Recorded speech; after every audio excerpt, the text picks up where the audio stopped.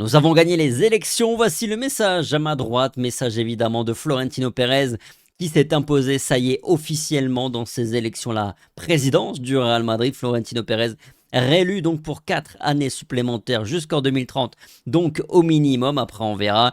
Mais avant de donner de plus amples informations sur ces élections, écoutons-le, Florentino Pérez après son succès, c'était aujourd'hui, après un petit peu plus de minuit 30 passé. Évidemment, mais son petit like, son petit à la Madrid, un petit félicitations aussi à Florentino Pérez évidemment. Allez, c'est parti, on écoute le président madrilène. Oui, bien évidemment, José Mourinho qui annonce donc la victoire de Florentino Pérez avant le discours du président madrilène.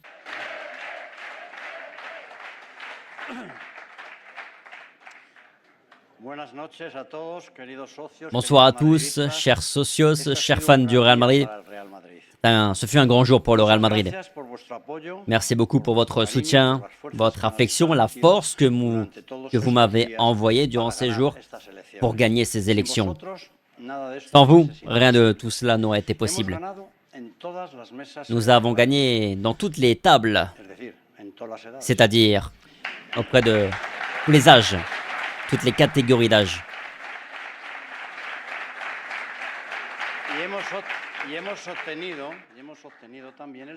Nous avons également obtenu le deuxième meilleur résultat de l'histoire du Real Madrid.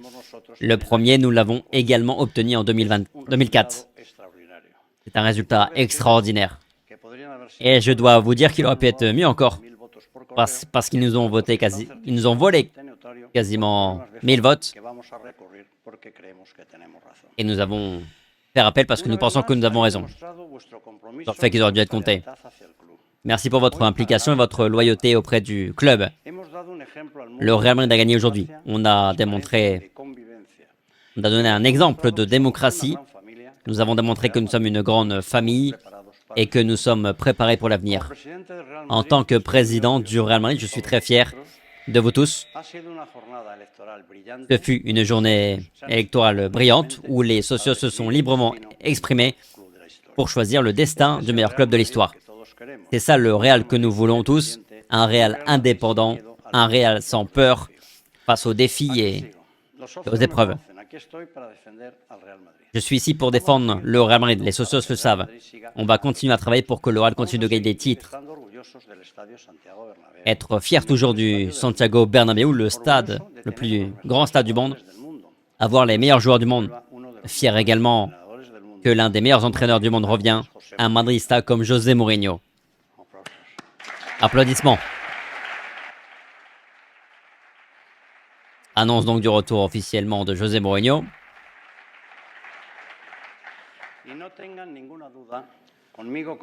Et n'ayez aucun doute que moi, en tant que président du Real Madrid, je serai toujours le président des socios. Merci pour votre travail et votre loyauté envers le Real Madrid. C'est avec émotion que nous vous avons vu venir voter avec vos enfants, vos grands-pères. Vous pouvez être fiers de vous-même. On a démontré au monde entier ce qu'est le madridisme, ce que ça représente, ce sentiment, qui représente des millions de fans du Real Madrid, et entre le pape qui s'est déclaré fan du Real Madrid, plutôt que du Barça. Et demain, je vais lui donner moi-même un maillot du Real Madrid, avec son nom et un numéro 1, le numéro 1. Ce que représente ce sentiment qui regroupe de nombreuses personnes. Je veux remercier également tous ceux qui ont participé à l'organisation de cette journée extraordinaire. Elle a été exemplaire, malgré toutes les difficultés que ça représente dans un Madrid comme aujourd'hui.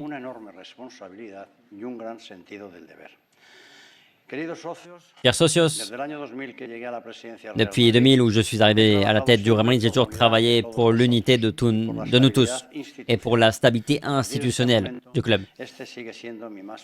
Et ça continuera à être mon engagement principal.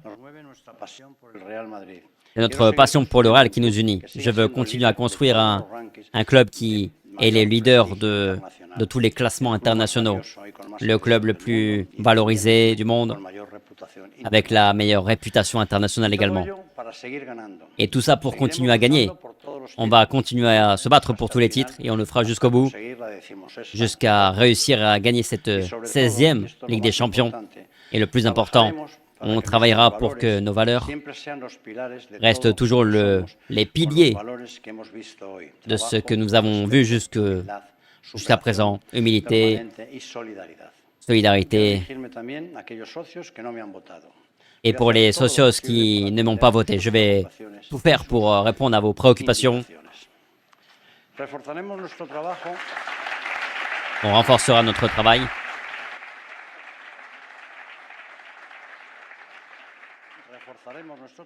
On renforcera notre travail pour que tous les socios ressentent que moi, en tant que président et toute la direction du club, nous ayons cette sensibilité pour écouter vos problèmes.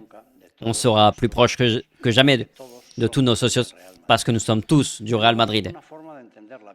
Nous avons une manière d'entendre la vie. On continuera à travailler et à se battre jusqu'au bout sans jamais abandonner. Et il nous reste encore beaucoup d'histoires à écrire.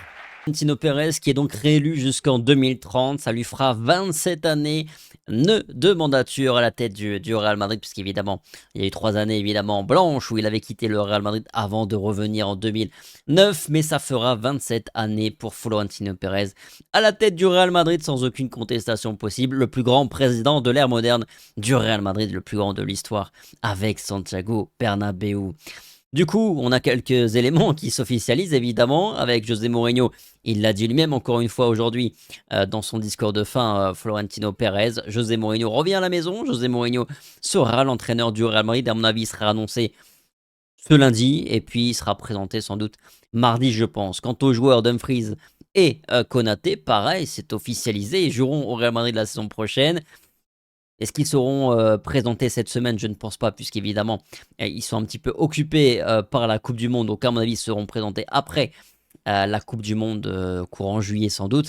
Et par contre, ils seront officialisés, je pense, dans la semaine à travers les communiqués habituels. On a Enrique Riquelme également qui a répondu, évidemment. Alors, on n'a pas les résultats exacts, mais grosso modo, c'est du 70-30 pour Florentino Pérez. Riquelme qui a dit que nous avons réussi, nous avons empêché le Real Madrid d'être vendu. Ce n'est pas la fin pour nous, c'est seulement le début. Enrique évidemment satisfait quand même de son résultat, de ses résultats. Félicitations à Florentino Pérez pour les élections. C'est une victoire pour cette candidature, mais ce n'est pas la fin. C'est une victoire pour sa candidature, estime-t-il. Et oui, c'est plutôt une réussite quand même parce qu'il y a 2 semaines, il était totalement inconnu au bataillon.